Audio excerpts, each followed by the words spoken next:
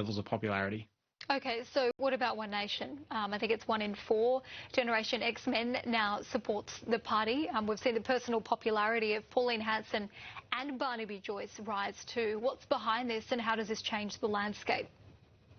Yeah, we've seen a big increase in the polls for One Nation. In the polls that we were seeing in December last year, right at the end of the kind of political year, they were regularly polling about 17%. There was a few polls that had them on 18%, which is very high. It's at the point where if that was to happen in an election, there would be a number of seats where they could potentially win. They would have a big impact on a lot of electoral contests. So we don't know if that's going to be what happens in 2028, the time of the next election. But right now they are very popular. There seems to be some increase in personal popularity for Hanson and Joyce, but they remain very divisive figures, and it's not like it's much higher than people like Greens politicians or other politicians in general.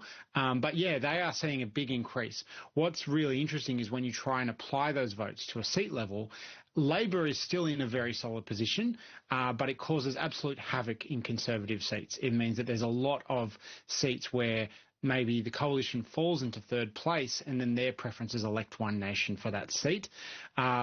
We've never seen a minor party poll 17 or 18% at a federal level, so we don't really know how that would play out. But I think if they were to get that kind of vote, they would start to be competitive in a lot of lower house seats. Obviously a little while away from the next federal election, but which seats are you going to be keeping a close eye on when it comes to One Nation's support growing? Yeah, I think they are primarily seats where the coalition is currently very strong, or at least they were in May.